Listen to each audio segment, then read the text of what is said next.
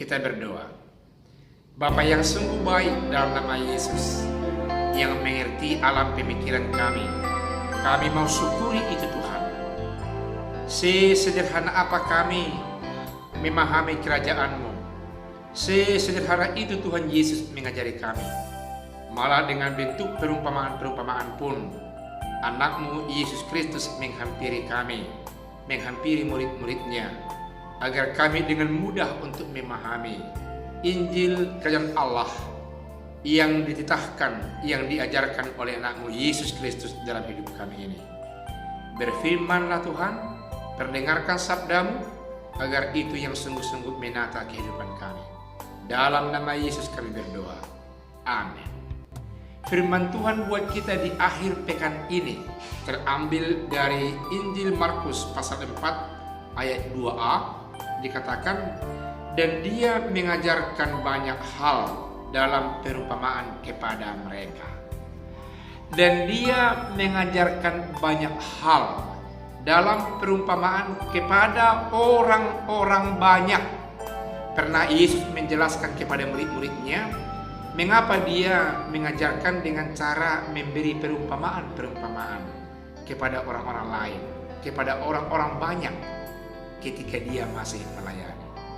Ternyata Yesus melihat bahwa dengan gaya mengajar, dengan memberi perumpamaan-perumpamaan, orang banyak itu akan lebih mudah untuk memahami inti pengajaran, inti iman yang Tuhan ajarkan kepada orang-orang banyak itu.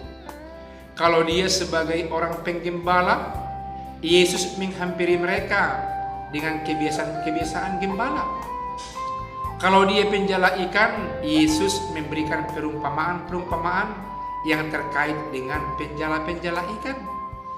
Kalau mereka petani, Yesus memberikan perumpamaan-perumpamaan bertumbuhnya kerajaan Allah yang dibawanya dalam bentuk-bentuk kehidupan orang-orang bertani.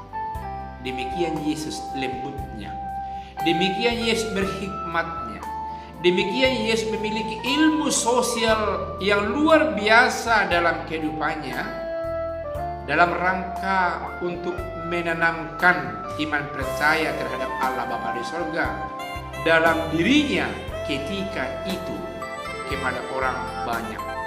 Sebab kata Yesus, kalau murid-muridnya sudah lebih banyak bergaul dengan Yesus dan mengenal perwatakan Yesus, mengetahui gaya berbicara, gaya berpikirnya, sehingga Yesus tidak harus lagi menyampaikan sesuatu rema pokok pengajaran tentang Injil itu dengan berbagai macam perumpamaan.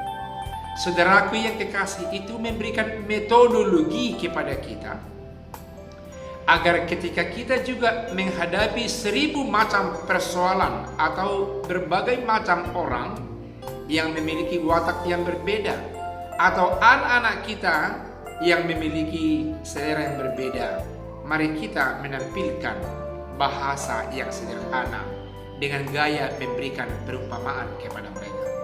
Tujuannya tetap agar mereka bisa lebih mudah mengecap, lebih mudah menangkap, lebih mudah memahami dan menghidupi apa pokok pikiran pengajaran yang hendak kita sampaikan kepada anak-anak kita, termasuk anak-anak didik kita di gereja, di majelis, di BA anak-anak muda, sekolah minggu, guru-guru sekolah minggu, kepada para penatua, dan termasuk kepada jemaat ketika kita berkhotbah dari altar. Kalau kita sebagai pengkhotbah, tapi sebagai orang tua, ingatlah firman Tuhan ini, bahwa kita perlu mengikuti metodologi yang dilakukan oleh Yesus. Milikilah sebanyak mungkin perumpamaan untuk menginjeksi, menularkan pikiran baik, hati baik, pengajaran baik yang kita miliki kepada generasi kita, kepada anak cucu kita, kepada lingkungan kita, sehingga kita menjadi orang yang mudah dipahami dari segi menyampaikan ide pikiran, berbahasa, berkata-kata, bergaul dengan yang lain. Firman Tuhan yang mengajarkan metodologi ini memberkati saudara-saudara. Amin, kita berdoa. Terima kasih Tuhan, ternyata bukan hanya soal iman yang Yesus ajarkan kepada kami, tapi termasuk soal metode-metode mengajar dalam bentuk perumpamaan atau yang bentuk langsung atau apapun Tuhan. Ternyata Tuhan cerminkan, Tuhan ajarkan, Tuhan berikan kepada kami, agar kami sebagai guru, sebagai orang tua, sebagai pelayan dengan mudah menyampaikan tujuan pokok-pokok pikiran yang akan kami bagikan. Terima kasih, dalam nama Yesus kami sambut firman ini. Amin.